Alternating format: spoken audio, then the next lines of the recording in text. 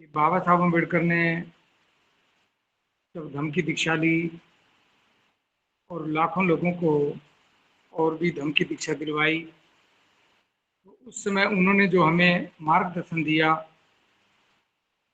जो उन्होंने हमारी तरक्की के लिए, हमारा जीवन श्रेष्ठ हो और हमें ये आभास हो कि आखिरकार हम बौद्ध क्यों बने, तो उसी के ऊपर ये पूरा का पूरा कार्य है। इसमें जैसे हमने शुरू में पहली लाइन में जो पढ़ा कि ये महान कार्य है, तो ये महान कार्य क्यों है? जैसे मैंने विस्तार से बताया कि ये हमारे पूर्वजों की गौरवशाली सभ्यता है और पूरी दुनिया में उच्च पराकाष्ठा की हमारे पूर्वजों की श्रेष्ठता, उनका परिश्रम, उनका त्याग, जिससे पूरी दुनिया प्रभावित हुई और उन्होंने हमारे पूर्वजों से अपने जीवन के बेहतर बनाने के लिए, अपने जीवन के कल्याण के लिए उन्होंने धम्म की दीक्षा और धम्म का पूरा ज्ञान हमारे पूर्वजों से भारत में आकर के लिया। इसलिए ये हमारे लिए महान कार्य है। बाबा साहब ने इसलिए इस कार्य को महान कार्य कहा और कहा कि इसके लिए मेरे पास एक एक मिनट भी बहुत महत्वपूर्ण है। फालतू की बातें जिनका कोई अर्थ नहीं, उनके लिए मेरे पास किसी प्रकार का कोई समय नहीं है। ये भाषण, ये धम्म दीक्षा का प्रोग्राम नागपुर में ही क्यों किया गया, उसके बारे में भी हमने विस्तार से आपको बताया। और जैसे ही बाबा साहब ने त्रिमुड़ी घोषणा की तो 1935 में तभी से जो अबोध लोग थे, जो नहीं चाहते थे कि ये लोग आज़ाद हों, कि इन लोगों का मन तरक्की करे, इनका मनोबल बढ़े और ये कुछ नई बातें भी सोचने लगे, इसलिए गलत अफवाहें भी फैलाने के लिए वो उन्होंने पूरा प्रयास किया। और जैसे जो परंपरागत जो काम धंधे एक अबोधों की व्यवस्था द्वारा जो बहुजन समाज के लोगों को दिया गया, तो उसको ना त्यागें, उसी में लगे रहें, वो कोई भी और नया मार्ग ना अपनाएं, उसी पुराने मार्ग से वो चलते रहें। तो विरोधियों की इस बौखलाहट का जवाब भी बाबा साहब अम्बेडकर ने इसमें दिया है, ताकि आज भी उसी प्रकार की अफवाहें वो फैलाते रहते हैं, चाहे वो शिक्षा के बारे में हो, राजनीति के बारे में हो, नौकरियों के बारे में हो, कि ये अधिकार जातियों के मिले हैं और हम यदि जातियों से निकलेंगे, बौद्ध बनेंगे तो हमारे अधिकार चले जाएंगे। तो इस प्रकार की जो गलत अफवाहें थी उनका भी बाबा साहब ने निराकरण किया है। जैसे बाबा साहब ने कहा कि मैं इस धर्मांतरण के बाद बहुत ही खुश हुआ हूँ और प्रफुल्लित हो उठा हूँ। मुझे ऐसा महसूस होता है कि मैं नरक से मुक्त हो गया हूँ। मुझे कोई अंधभक्त नहीं चाहिए। जो लोग बौद्ध धर्म में आना चाहते हैं वह खूब सोच समझ कर उन्हें आना चाहिए, ताकि वे आगे इस धर्म में सदृढ़ होकर रह सकें। तो इस प्रकार ये बहुत महत्वपूर्ण लाइन है। तो बाबा साहब हमें भी प्रेरित कर रहे हैं कि जब मैं बौद्ध धर्म को धारण करने से, उसकी दीक्षा लेने से यदि मैं प्रफुल्लित हो रहा हूँ, तो निश्चित तौर पे इसमें बहुत बड़ी बात होगी। तो हमें इस प्रकार सोचना चाहिए कि हम भी प्रफुल्लित होंगे और हम भी इसमें जो दुख है, इस बड़ी समस्या है जीवन में, उनसे मुक्त होंगे और प्रफुल्लित हो उठेंगे। तो इस प्रकार की भावना हमारे मन में रहनी चाहिए। तो कार्ल मार्क्स के बारे में भी बाबा साहब ने बताया और पशु और मनुष्य के बीच में भी जो भेद बताया कि भाई मनुष्य के पास सिर्फ चारा चरने और अपना मकान बनाने और उसी से सिर्फ रोटी कपड़ा मकान का ही काम नहीं, इसके अलावा भी मनुष्य को बहुत कुछ करना होता है, बहुत कुछ सोचना होता है। तो उनके पास जो मन है, उस मन का विकसित होना बहुत जरूरी है और सुसंस्कारित हुए बिना कभी भी मन का विकास नहीं होता। इसीलिए हम बौद्ध बने, क्योंकि बौद्ध धर्म में पहला कदम मन को सुसंस्कारित करने का है, मन को निर्मल करने का है।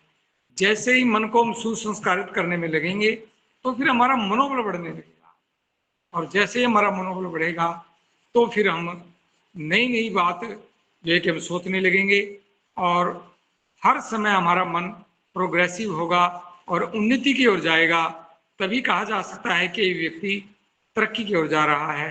तो इस प्रकार बाबा साहब ने ये हमें बहुत सारी महत्वपूर्ण बातें इसमें कही हैं।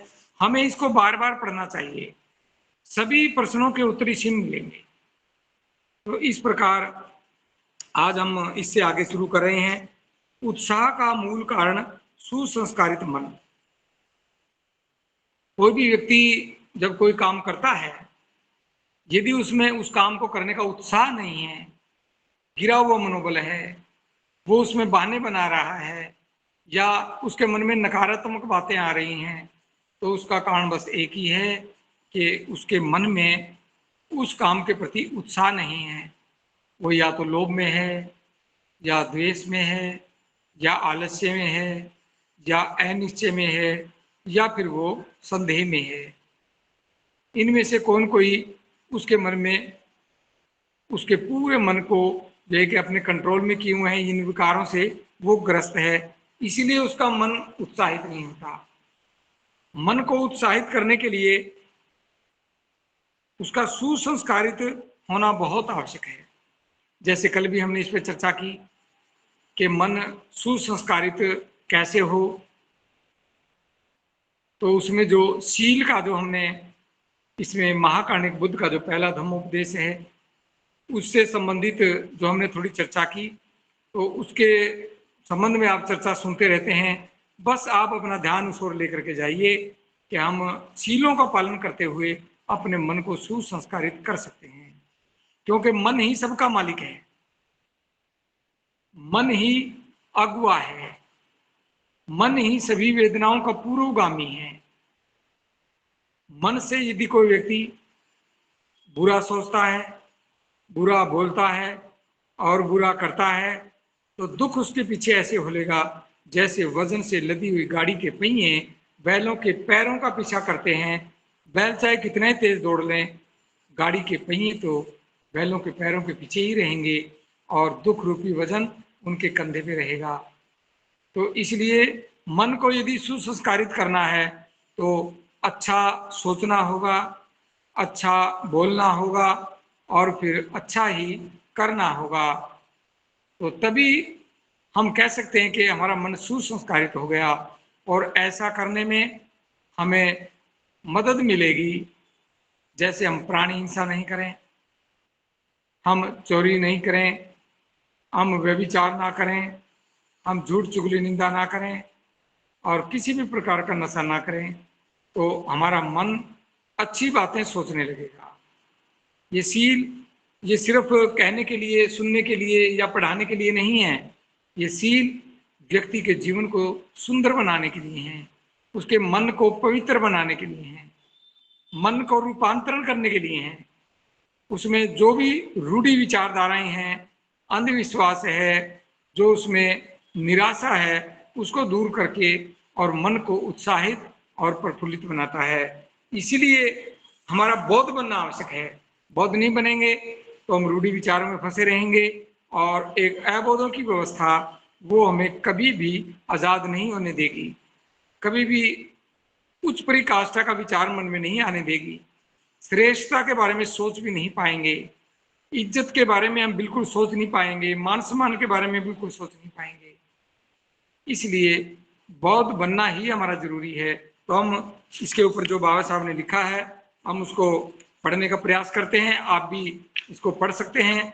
और एक सूचना आपके बीच में और है, जो हमारा संगो ऐप है उसके अंदर ये पूरा का पूरा बाबा साहब का भाषण ऑडियो भी है और वीडियो भी है। आप संगो ऐप लोड करके और वो आप अच्छे से सुन भी सकते हैं और पढ़ भी सकते हैं, उसका प्रिंट भी निकाल सकते हैं। उसमें यदि कोई दिक्कत आए तो संगो ऐप लोड करें। और जो गुजरात से, भावनगर से धम्मभूमि के राष्ट्रीय प्रतिनिधि हैं प्रकाश वानिया, तो आप उससे संपर्क कर सकते हैं। तो निश्चित तौर पे कोई बाधा आएगी तो वो दूर करेंगे। संगो ऐप में ये भाषण दिया हुआ है। वैसे भी धम्मभूमि में इसकी जो भी ये प्रतियां हैं ये आसानी से उपलब्ध हो जाती हैं। तो किसी को विशेष जरूरत हो, वैसे तो ये पहले भी बहुत सारी बांटी गई हैं, तो आप इसको उपलब्ध कर सकते हैं, ले सकते हैं, पढ़ सकते हैं। तो इस प्रकार मैं इस विषय को पढ़ रहा हूँ, उत्साह का मूल कारण सुसंस्कारित मन। जो मैंने अभी थोड़ा बताने का प्रयास किया है, उसी से संबंधित बाबा साहब ने इसमें बहुत सारी चीजें लिखी हैं। बस हमें ध्यान से सुने, और इसमें कॉपी पेन लेकर के भी बैठ सकते हैं आप, उसके टिक मार्क भी कर सकते हैं, कुछ लिख भी सकते हैं, ताकि जब प्रश्न उत्तर का समय आए तो फिर आप प्रश्न भी कर सकते हैं। मनुष्य का शरीर और मन रोगी क्यों रहता है? बाबा साहब लिखते हैं, इसका कारण यह है कि मनुष्य को जब तक शारीरिक पीड़ा रहती है तब तक उसका मन अप्रसन्न रहता है। मन में उत्साह न हो तो उसका किसी भी कीमत पर उत्थान नहीं हो सकता।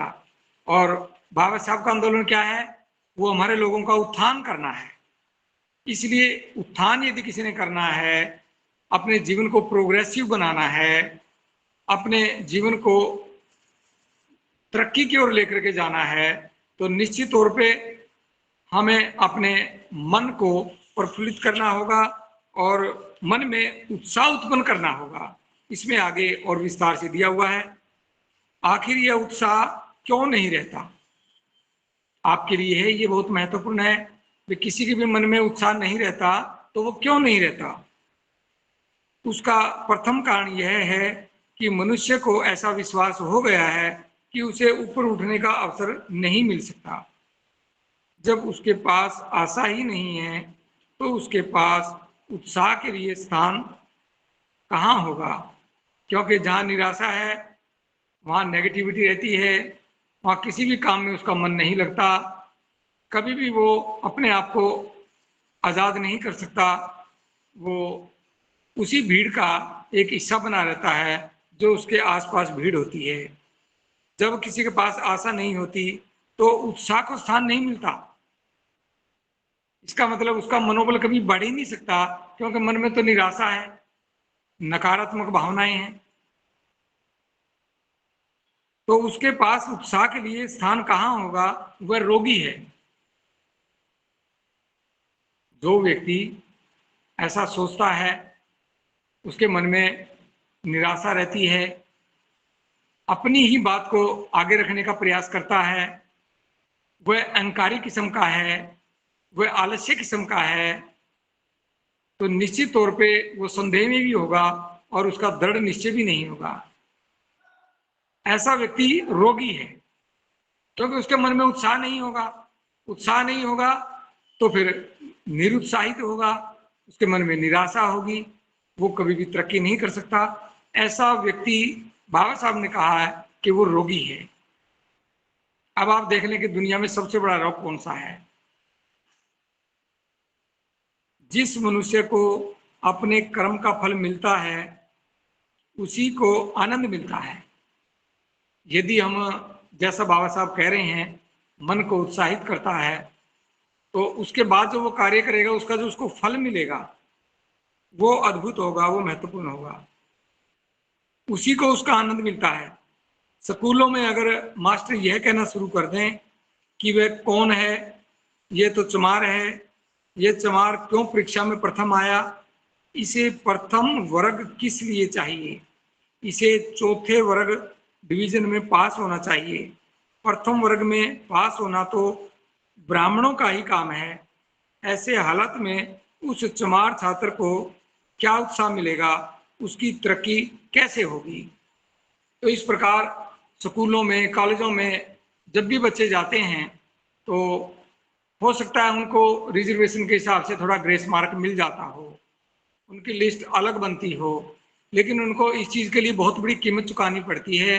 उनका मनोबल तोड़ने के लिए दूसरी व्यवस्था के लोग, अबोधों के लोग, वो उनका मनोबल गिराते हैं कि ये तो रिजर्वेशन से आए हैं, इनका क्या है, ये तो 33% वाले हैं, इस प्रकार कहकर के मनोबल तोड़ते हैं। लेकिन वो ये नहीं देखते कि इनके पूर्वजों का जो मनोबल आपके पूर्वजों ने गिराया, उसकी वजह से पीढ़ी दर पीढ़ी इनका जो मनोबल गिर गया, मन में उत्साह नहीं है, तो बड़े प्रयासों के बाद ये कम से कम बराबर तो बैठने लगे हैं। आज 33% तो लेने लगे हैं, तो उसकी ओर ध्यान ना देकर के उनको चिढ़ाया जाता है, उनको और उनका मनोबल गिराया जाता है, क्योंकि ऐसा कहेंगे तो वो उनके बराबर नहीं खड़े होंगे और ऑटोमेटिक उनके मन में एक नीचता की भावना आने लगेगी। तो इस प्रकार जैसे इसमें कहा कि इस प्रकार यदि कहीं भी कहा जाए तो उस बच्चे का मनोबल नहीं बनेगा। जैसे नौकरियों में भी हम देखते हैं, नौकरियों में भी ऐसा कहा जाता है कि ये तो 3rd डिवीजन वाले हैं, ये तो रिजर्वेशन से आए हैं, ये क्या जानते होंगे। तो इस प्रकार चिढ़ाते हुए ये बाबा साहब की ये बात आज भी लागू होती है। तो ये कार्य सिर्फ मनोबल तोड़ने का है और कुछ नहीं है। और यदि हमारा मनोबल मजबूत है तो हम उसको तर्क दे सकते हैं, उसको कह सकते हैं, उसको बता सकते हैं और अपने काम के बराबर उनके काम को तोल सकते हैं। आगे है, उत्साह निर्माण का मूल कारण तो मन है। मन से ही उत्साह आएगा, मन से उत्साह गिरा है। जिसका शरीर और मन मजबूत होता है वह धैर्यवान होता है। ये सबसे बड़ी बात है। जिसका मन मजबूत होता है, जिसके मन में कोई संदेह नहीं है, उसका जो मन में उत्साह उत्पन्न हो गया, मनोबल बन गया, तो वो धैर्यवान भी होता है। ऐसे व्यक्ति के सामने कोई विपत्ति नहीं रहती, क्योंकि उसके अंदर काम करने की क्षमता है।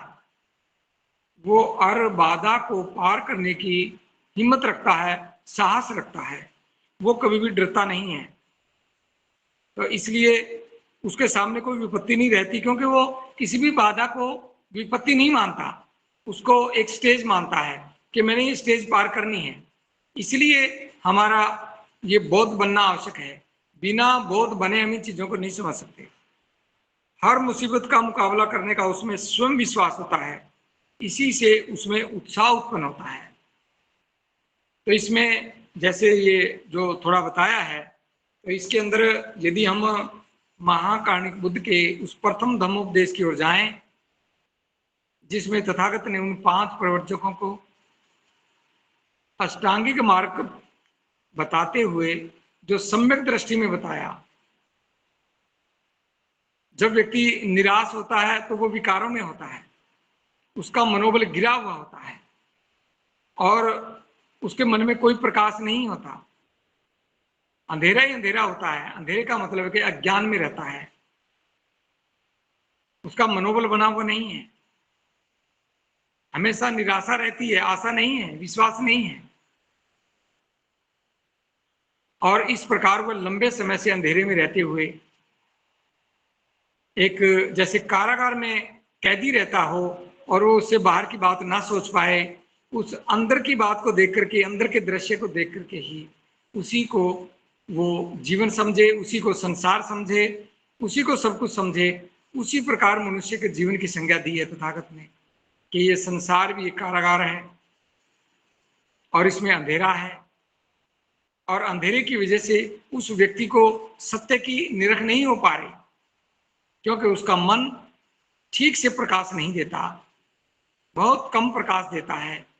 लेकिन तथागत ने सम्यक दृष्टि में बताया कि इस मनुष्य की ये स्थिति कोई चिंताजनक नहीं है, क्योंकि उसके पास मन है।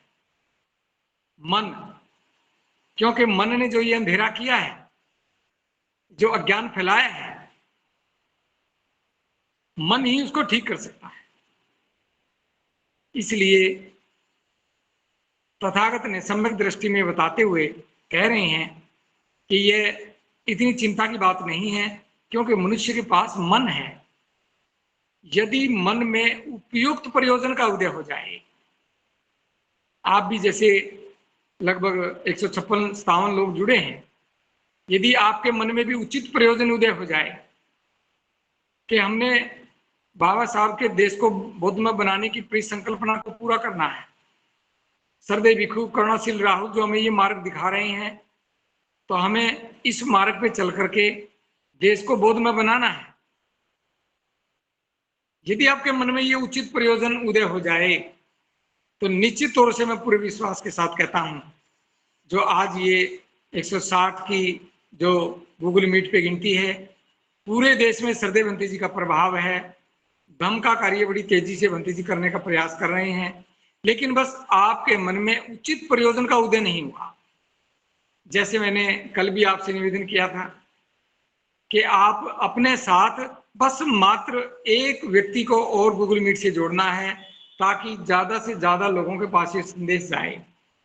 इसमें आपका दोष नहीं है, बस इतना सा है कि आपके मन में उत्साह नहीं है, आपके मन में उचित प्रयोजन का उदय नहीं हुआ है।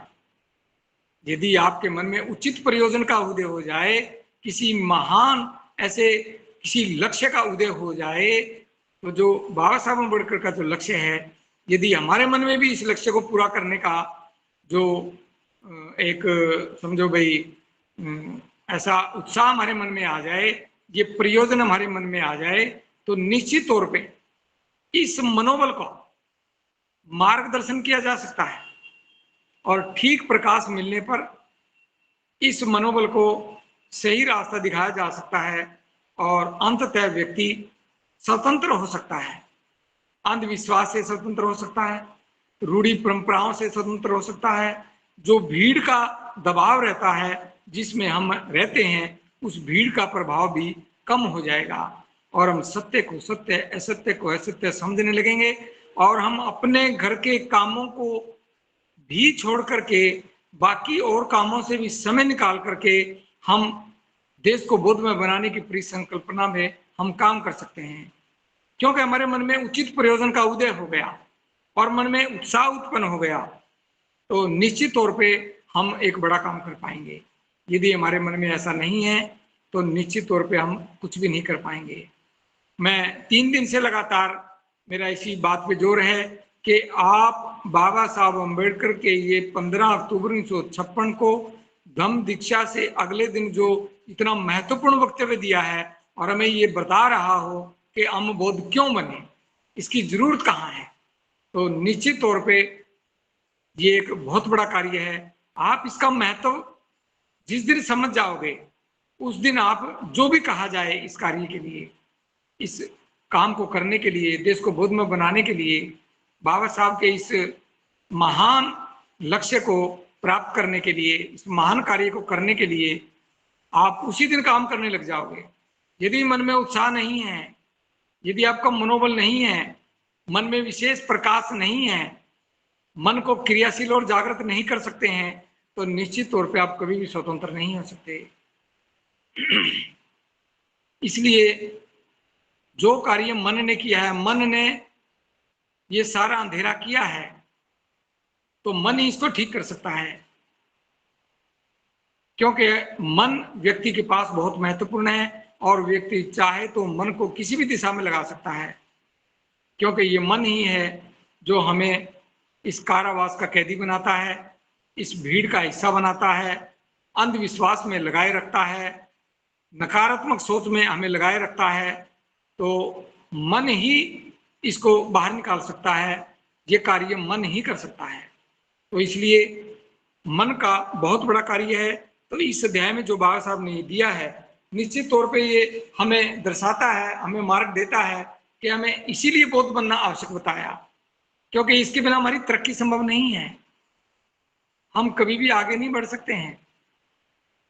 तो इस प्रकार इससे हम थोड़ा आगे बढ़ते हैं। हिंदू धर्म का दर्शन ऐसी असमानता और ऐसे अनेका ने, इसमें बाबा साहब ने कहा है कि यदि इसी प्रकार चलता रहा तो एक बाबुओं की, कलरकों की भीड़ इकट्ठी हो जाएगी और जो अपना ही पेट पालने में लगे रहेंगे। तो इस प्रकार की जो बाबा साहब ने चिंता जताई, तो हमें उस चिंता को समझना है।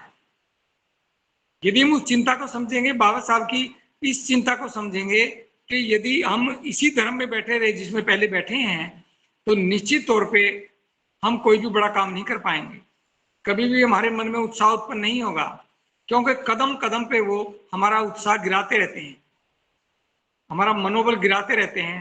जब मनोबल ही नहीं होगा तो फिर मन में उचित प्रयोजन का उदय किसी भी प्रकार से संभव नहीं है।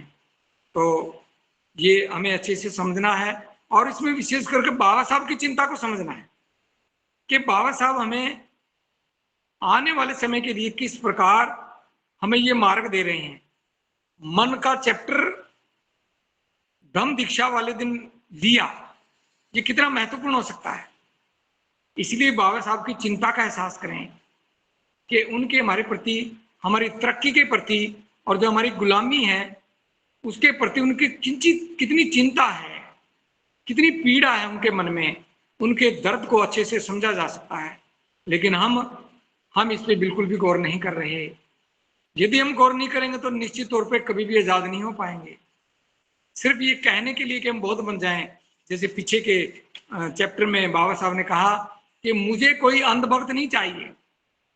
जो भी बौद्ध धर्म में आना चाहे वो सोच समझ करके आए, सोच समझ करके आए, ताकि वो आगे तक दृढ़ता के साथ इसमें बना रहे। तो आपको इस चीज को समझना है। यदि आप इसे नहीं समझेंगे तो निश्चित तौर पर यह भाषण कभी भी समझ में नहीं आएगा। आगे बाबा साहब क्या कहते हैं, मनुष्य के उत्साह का कारण अगर कोई है तो वह है मन। मन, क्योंकि मन ही सबका मालिक है, मन ही सबका प्रधान है, मन ही सभी वेदनाओं का अगुवा है।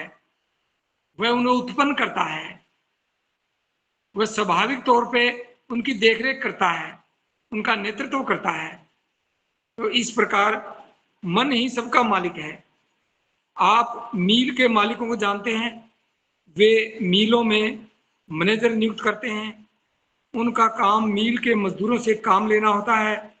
ये मीलों के मालिक किसी न किसी व्यसन में फंसे होते हैं, क्योंकि उनका मन स्वच्छ और सुसंस्कारित नहीं होता।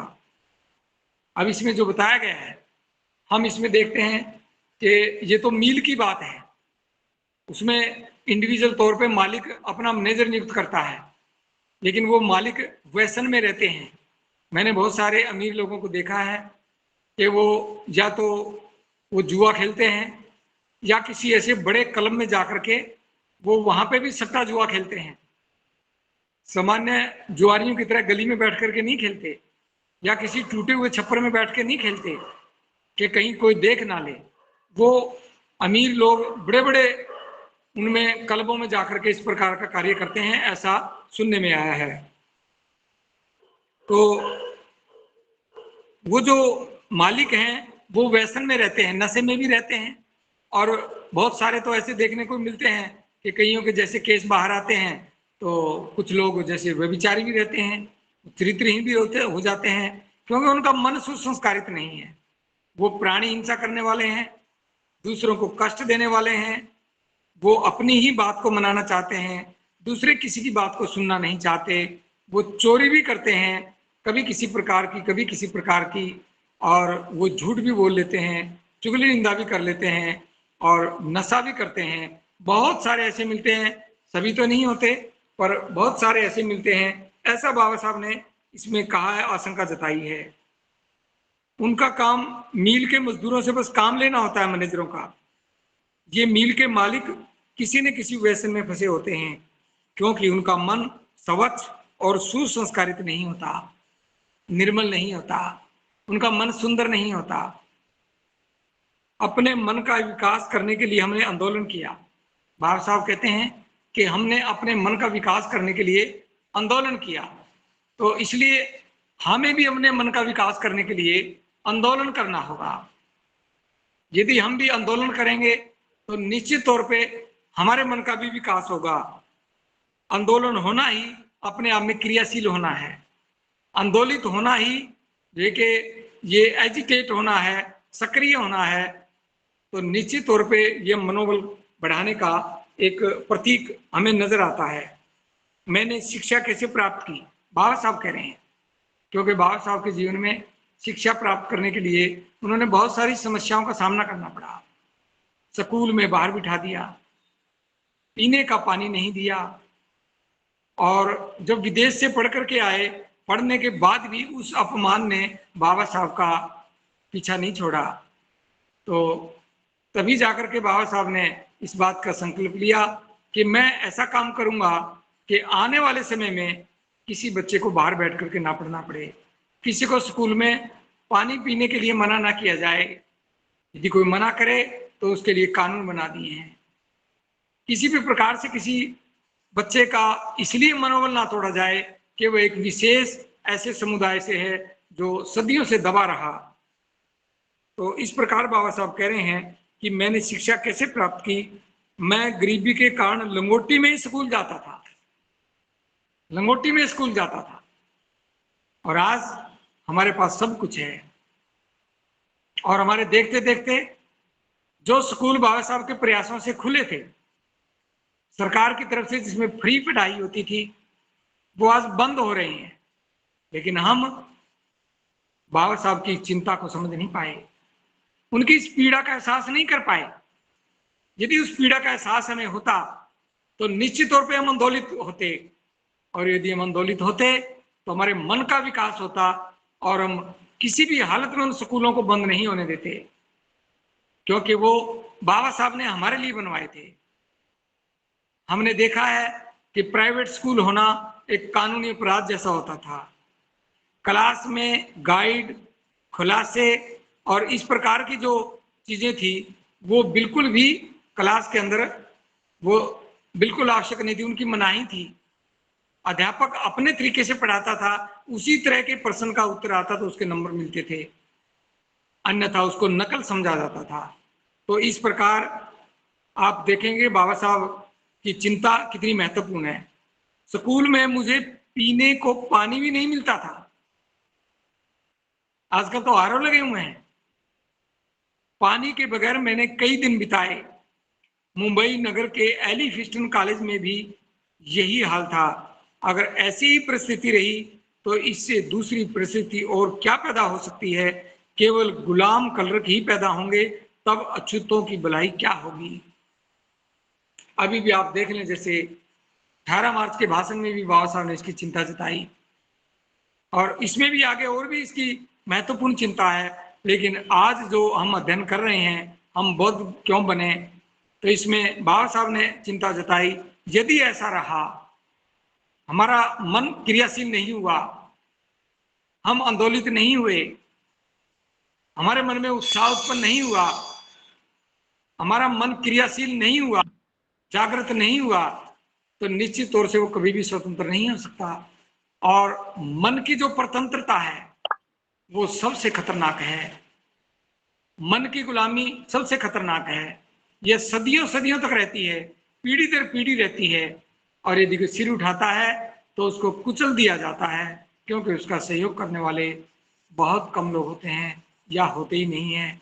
इसलिए बाबा साहब ने चिंता जताई है कि यदि मेरी बात को नहीं समझा गया तो निश्चित तौर से केवल गुलाम कलरक पैदा होंगे, जो आज हम देखते हैं, चाहे वो सरकारी विभाग में हो, चाहे वो एमएलए एमपी बन गए हों, ये गुलाम कलरक की तरह हैं। कोई भी समाज की चिंता नहीं कर रहा, कोई भी बाबा साहब के इस आंदोलन की चिंता नहीं कर रहा, और हम भी उसी में शामिल हैं। हमें पता चल गया कि ऐसे गुलाम पैदा होंगे, और ऐसे ही गुलाम कलरक पैदा हो रहे हैं। अब अछूतों की भलाई नहीं होगी, क्योंकि बाबा साहब कह रहे हैं, तब अछूतों की भलाई क्या होगी। इसलिए निश्चित तौर पे आज हमारे लिए बहुत बड़ा चिंता का विषय है कि हमें इस पे काम करना अति आवश्यक है। यदि इस पे काम नहीं करेंगे तो निश्चित तौर पे हम आगे नहीं बढ़ पाएंगे। तो आज का जो ये अध्याय है, ये बहुत महत्वपूर्ण अध्याय है, और बाबा साहब ने लाखों लोगों के बीच में ये भाषण दिया, उनको मार्गदर्शन दिया। इसलिए इस भाषण का महत्व हमें समझना चाहिए कि इसकी ज्यादा से ज्यादा लोगों के बीच में चर्चा कैसे जाए, ज्यादा से ज्यादा लोग इसको कैसे सुन पाए, पढ़ने के लिए प्रेरित कैसे हो पाए।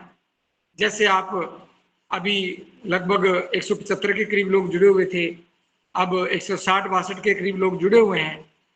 कल भी मैंने ये अपील की, परसों भी मैंने आपसे यही अपील की कि आप क्रियाशील हो जाइए, आप अपने मन में उचित प्रयोजन का उदय करिए। बस एक ही और सदस्य को अपने साथ गूगल मीट से जोड़ना है। अब ये कितना मुश्किल काम है। किसी भी मोबाइल वाले को प्रेरित करो, 2-3 को प्रेरित करो, एक के पास बैठ जाओ, तो निश्चित तौर पे ये काम हो सकता है। लेकिन हम इस काम को क्यों नहीं कर पा रहे? क्योंकि हमारे मन में उचित प्रयोजन का उदय नहीं है। इसलिए मैं आज एक बार फिर आपसे अपील कर रहा हूं कि आप कल की गूगल मीट में फिर जुड़िए, ऐसे उत्साह के कारण के साथ जुड़िए, क्योंकि ये बहुत महत्वपूर्ण भाषण जैसे जैसे आगे चलेगा इसमें और भी ज़्यादा हमारी रुचि होनी चाहिए, और इसमें हमारा मार्गदर्शन बाबा साहब ने दिया है। जैसे कल का विषय है कलरक नहीं शासक बनो।